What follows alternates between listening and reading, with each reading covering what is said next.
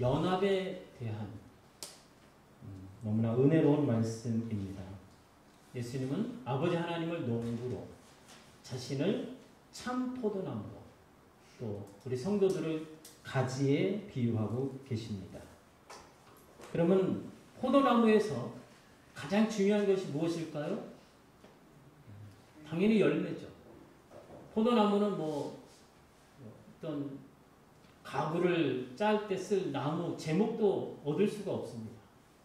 오로지 포도 농사하는 목적은 열매에 있다는 거죠.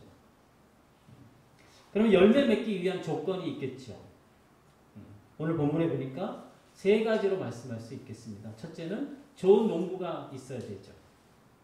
농부가 있어도 서투르거나 게으르거나 그렇다면 아무리 좋은 포도나무가 있다 할지라도 극상품 열매를 얻을 수가 없습니다. 그래서 우리 아버지 하나님은 농부의 자격 면에서는 최고의 농부이시죠.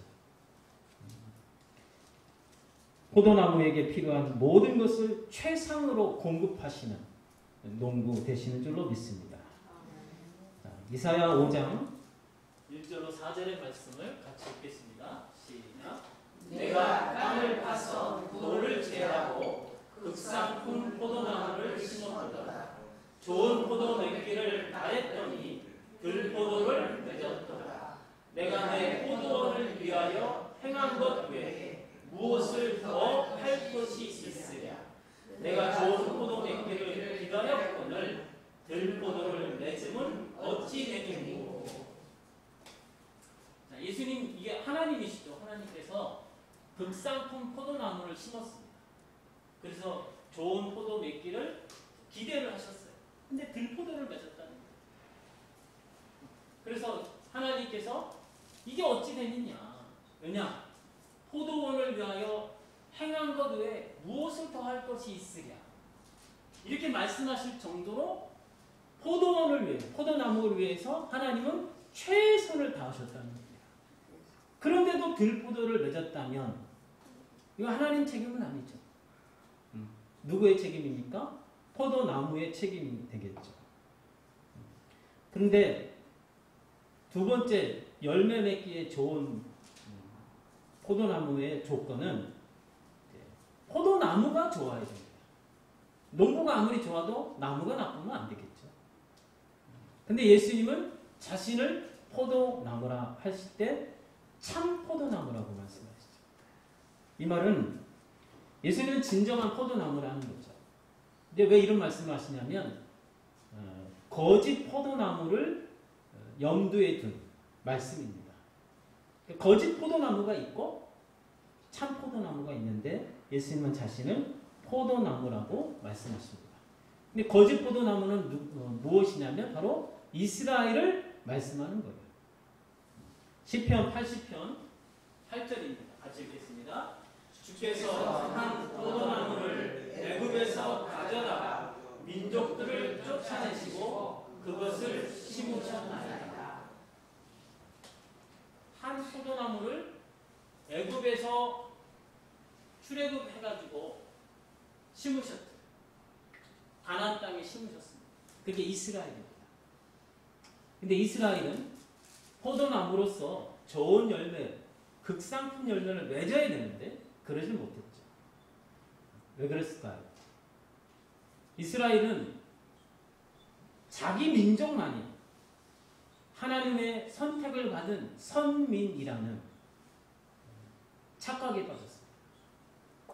그래서 다른 민족을 향해서는 선택받지 못한 민족, 그리고 그들을 향해서 개와 같다 이렇게 생각했어요. 그래서 그들을 멸시하고 아예 그들을 인간으로 취급을 안 한 거예요.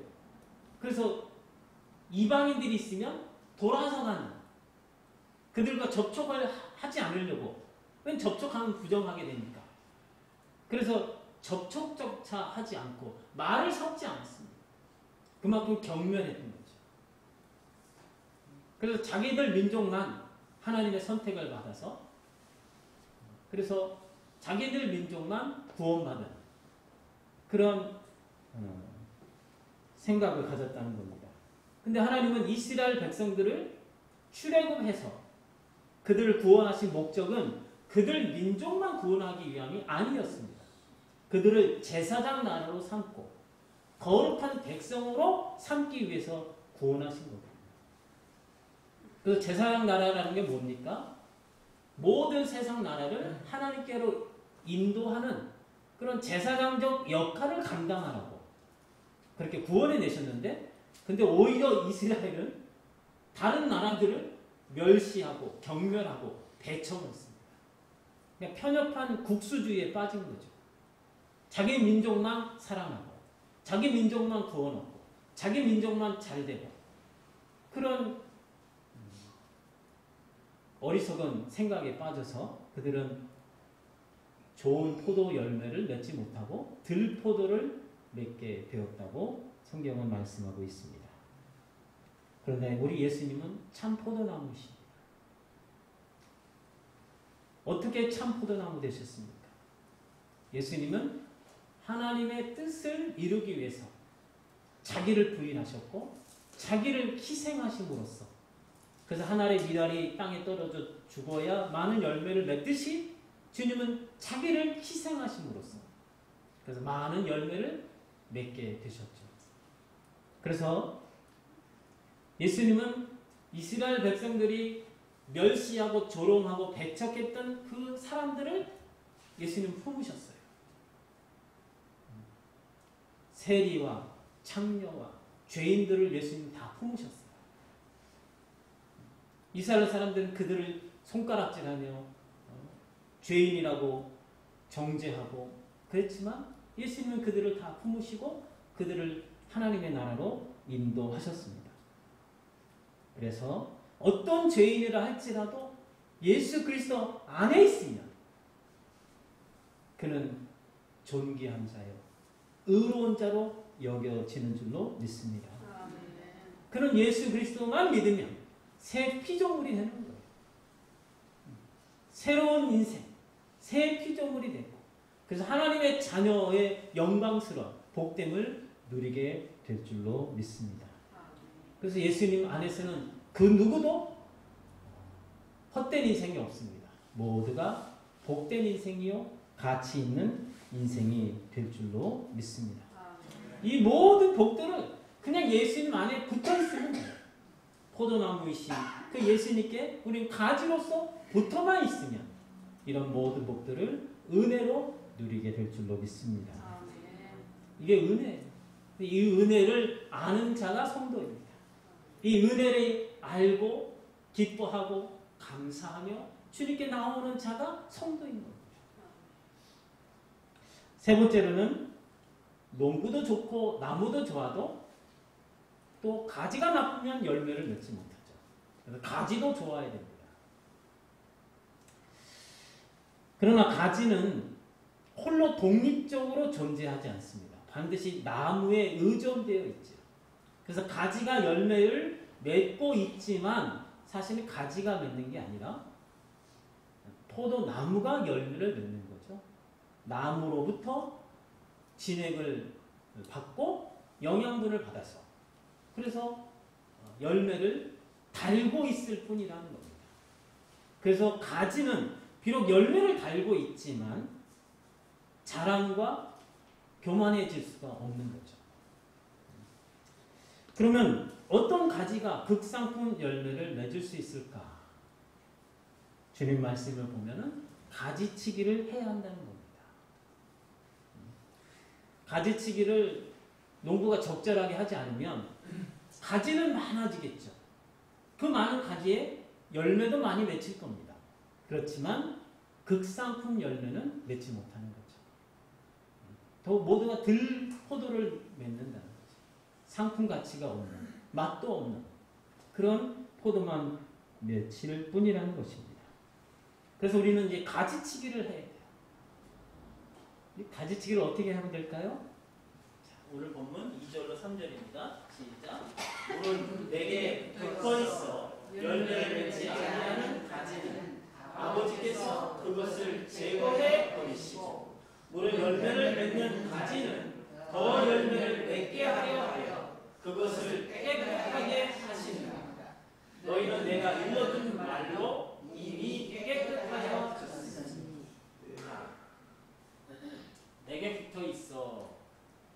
예수님께 붙어있는 자는 다 신자들이죠. 우리들을 말합니다. 근데 열매를 맺지 않는 가지가 있다는 거예요. 신자들 중에.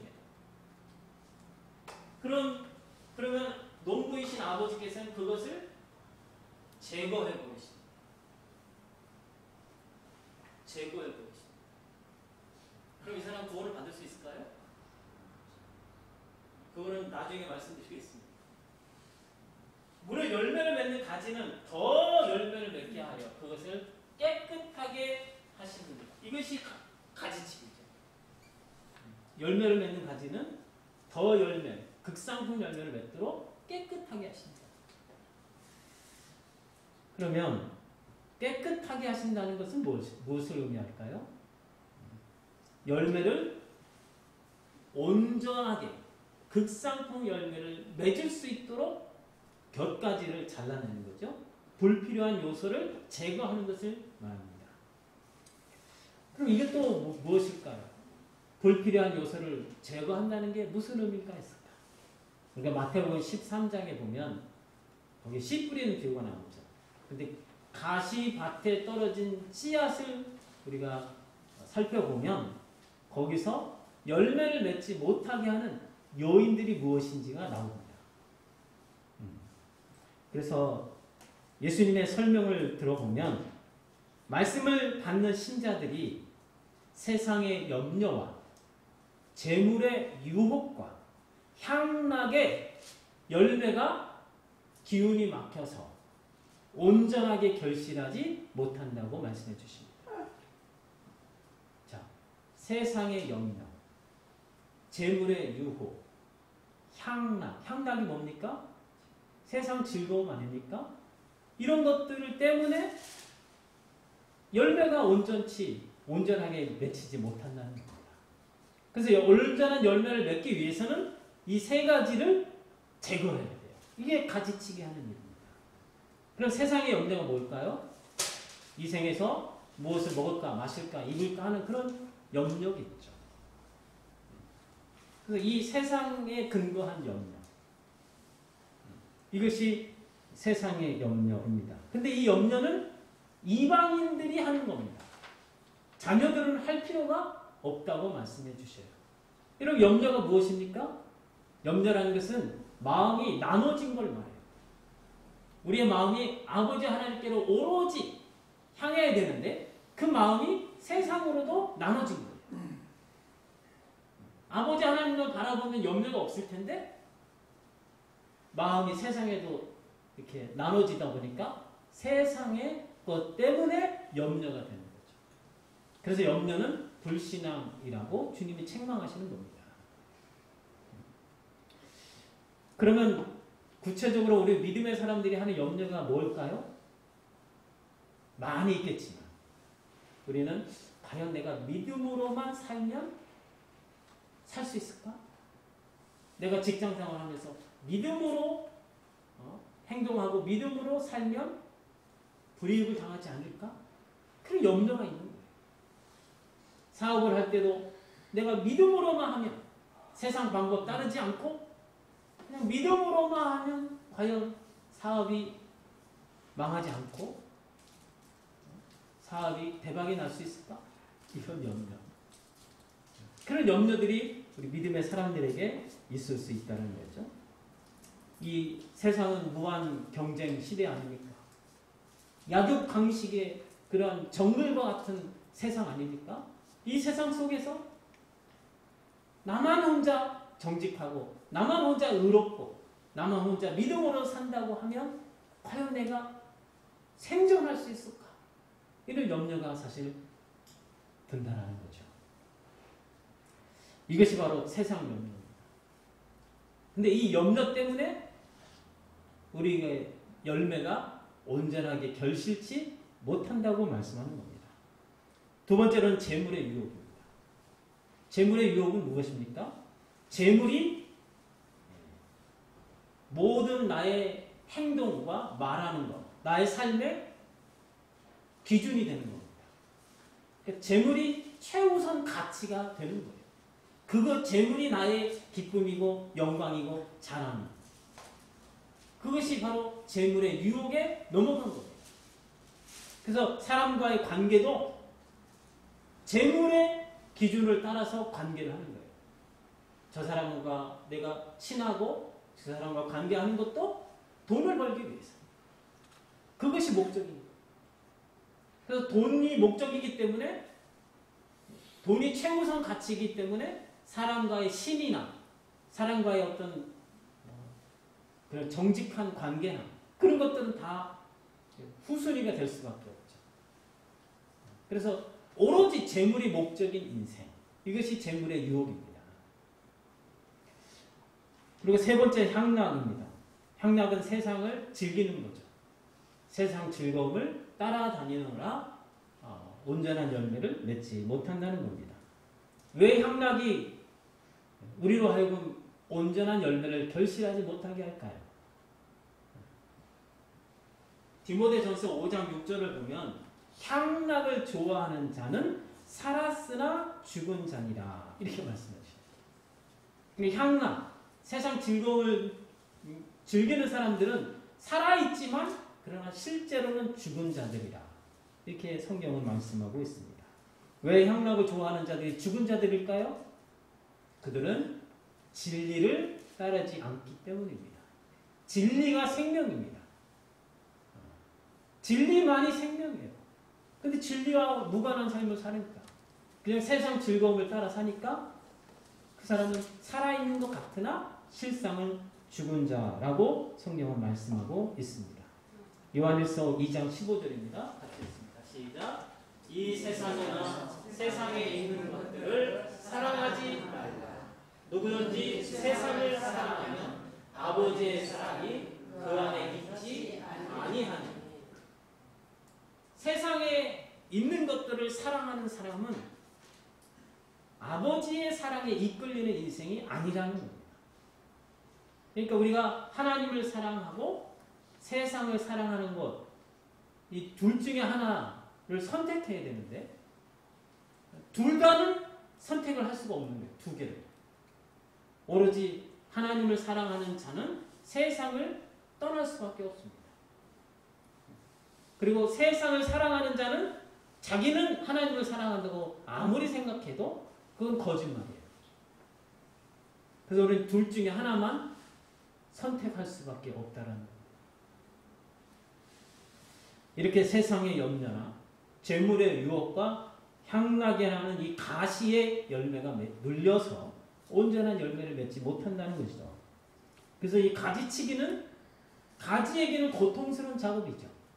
하지만 열매를 맺기 위해서는 반드시 필요한 작업이라는 사실입니다. 근데 이제 가지치기는 무엇으로 할까요? 말씀으로 하신다고 성경은 말씀해 줍니다. 여러분 하나님 말씀만이 우리 열매를 맺지 못하게 하는 이런 요소들, 세상의 유혹, 재물의 세상의 염려, 재물의 유혹, 그 향락 이런 것들을 제거하는 강력한 하나님의 말씀인 줄로 믿습니다. 하나님의 말씀은 성령의 영감으로 기록되어 있어요. 그래서 우리로 하여금 구원에 이르게 하는 지혜를 얻게 하신다고 말씀하시고 우리로 하여금 하나님의 선한 일을 행하기에 온전한 자로 갖추게 하신다고 말씀해주고 있습니다. 그래서 지금도 오늘도 하나님의 말씀을 듣는 자는 그 사람은 죽었다가도 살아나고 그리고 풍성한 생명을 얻게 될 줄로 믿습니다. 하나님께서는 말씀으로 세상을 창조하셨죠. 그리고 말씀으로 세상을 유지하고 계시고 그리고 말씀으로 온 세상을 하나님의 영광으로 충만케 하시는 일을 하시는 줄로 믿습니다. 그래서 오늘도 우리는 약하고 또 무능하기도 하고 또 어리석기도 해요.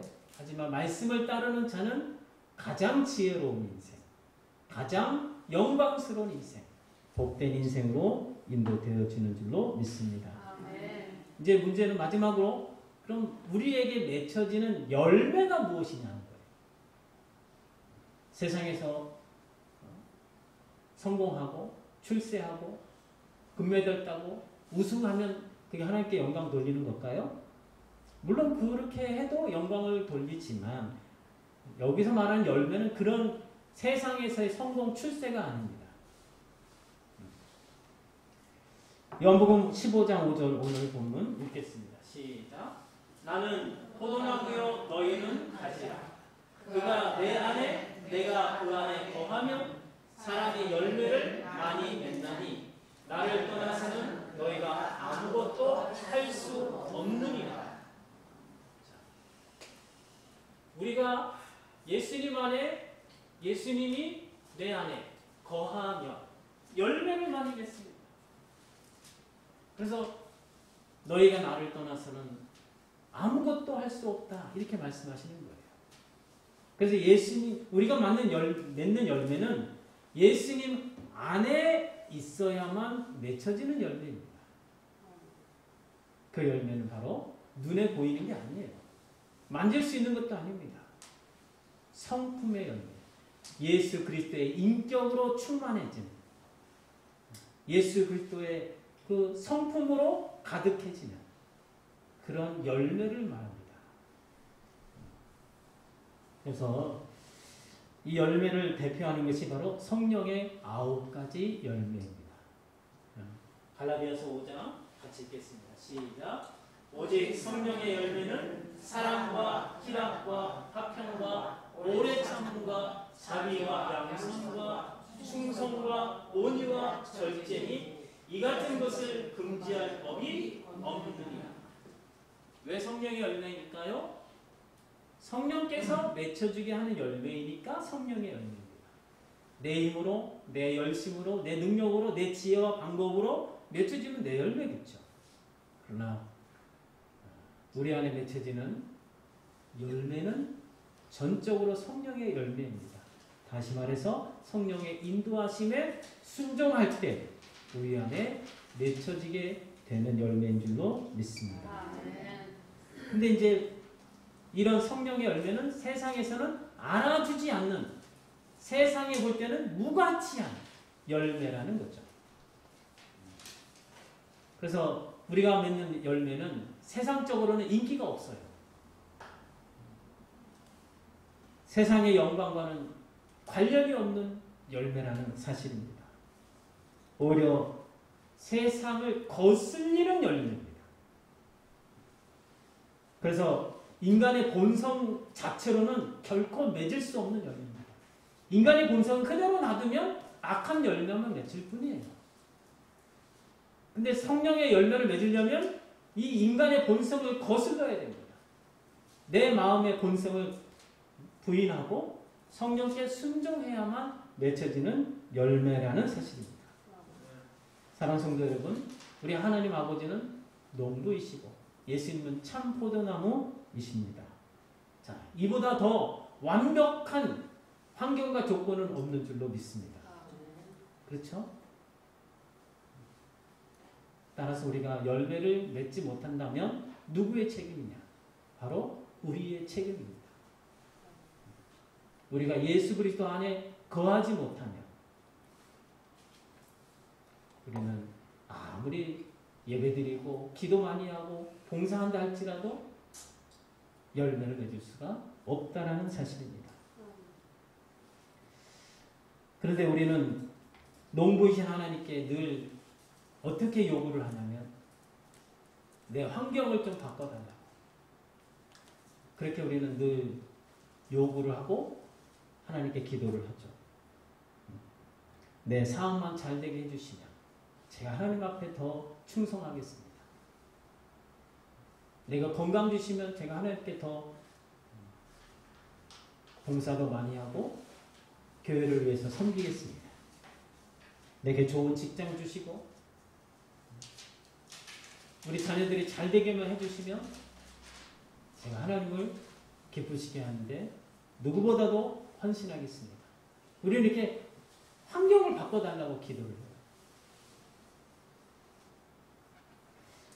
그러나 우리가 극상품 열매를 맺지 못하는 것은 환경이 나쁘기 때문에 못 맺는 게 아닙니다.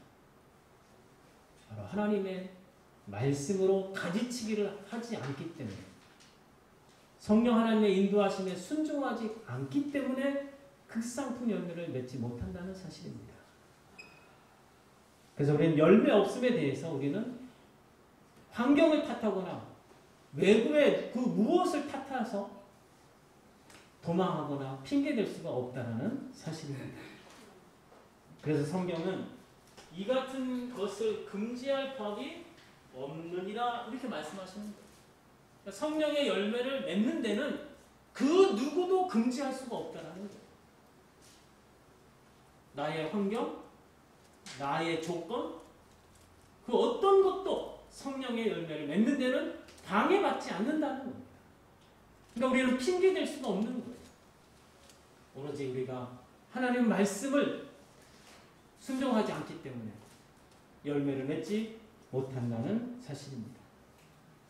이것이 바로 출애굽한 이스라엘 백성들의 원망과 불평이기도 했습니다. 이스라엘 백성들이 출애굽해서 광야를 지날 때 그들이 어떻게 합니까? 사흘이 멀다 하고 원망하고 불평했습니다. 그들의 원망과 불평이 무엇입니까? 먹을 것이 없어서 굶어 죽는다는 거예요. 물이 없어서 목말라 죽겠다는 거예요. 그래서 어떻게 해요? 차라리 애굽이 낫다. 애굽으로 돌아가자. 이것이 그들의 원망과 불평 아니었습니까? 그러니까 이 말이 뭐냐면 우리가 지금 믿음 생활하는데 다 굶어 죽게 생겼다는 거예요. 이렇게 믿음으로 살다가는 여기서 개죽음 당하니까 차라리 돌아가자. 옛날로 돌아가는 게 낫겠다. 그렇게 말하고 원망하고 불평하는 겁니다. 그래서 하나님이 그들에게 만나를 내려주시고 또 반석에서 물을 나게 해주시죠. 하나님이 만나를 주시면서 그들에게 뭐라고 말씀하시냐면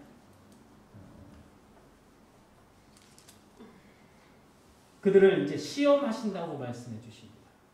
그러니까 만나를 주시면서 그들을 시험하시겠다고 말씀하셔요. 왜 만나를 주는 게 시험이 될까요? 그들은 이제 굶어 죽겠어서 신앙생활을 못하겠다는 거예요. 굶어 죽을까봐 신앙생활을 못하겠다는 그들에게 먹을 건 주겠다. 정말 그래서 너희가 먹을 것이 없어서 신앙생활을 못하는지 아니면 다른 요인 때문에 신앙생활을 못하는지 그것을 시험하겠다는 겁니다. 오늘날 우리로 말하면 우리도 열매 맺지 못하는 조건이 내가 못 배워서 내가 가난해서 내 집안이 참 세상적으로 볼 때는 너무나 형편없는 집안이라서 이런 환경이나 조건을 보면서 그래서 나는 신앙생활을 못하겠다. 그래서 열매가 없다. 이렇게 핑계 대는 것과 같다는 거죠. 그래서 하나님은 그들에게 만나를 주시고 그 결과 어떻게 됐습니까? 이스라엘 백성들이 열매가 없는 것이 바로 먹을 것이 없어서 굶어 죽겠어서 열매가 없는 게 아니라 그들의 불신함, 믿음이 없어서 하나님의 말씀을 따르지 않는 그들의 불신함 때문에 신앙생활을 못하고 열매가 없다라는 것을 그들이 확인하게 하셨다는 사실입니다. 사랑하는 성도 여러분, 하나님의 말씀은 전능하신 말씀이죠. 그 말씀으로 온 우주를 하나님 지금도 운행하고 계시고 오늘도 하나님은 그분의 말씀대로 일하고 계시는 줄로 믿습니다. 그래서 우리의 환경, 조건 그거 따지지 마시고 이 모습 이대로 오늘 나의 모습 그대로 하나님 말씀에 나아가서 순종하면 하나님 반드시 우리를 통해서 극상품 열매를 맺게 하실 줄로 믿습니다. 이런 사람이 하나님께 영광 돌리는 겁니다. 그래서 세상에서 잘 나가고 성공하고 그게 말하는 게 아니잖아요. 우리 마음이 변화되는 겁니다. 예수 그리스도의 마음으로 사랑이 많고 긍휼이 풍성하고 정직하고 의롭고 그래서 예수님을 믿으면 믿을수록 좋은 신앙을 가진 사람일수록 세상적으로 더 바른 사람이 되어야 되는 거예요. 교회에서는 인정해주고 교회에서는 믿음이 좋다 하지만 세상에 나가서는 다 손가락질 당하는 사람. 그 사람 과연 믿음이 있을까요? 아니라는 겁니다. 여러분 모두가 예수 그리스도 그분의 인격과 성품으로 가득해서 극상품 열매를 맺어가심으로 하나님께 영광의 찬송이 되는 복된 사람들 되시기를 주님의 이름으로 축복합니다.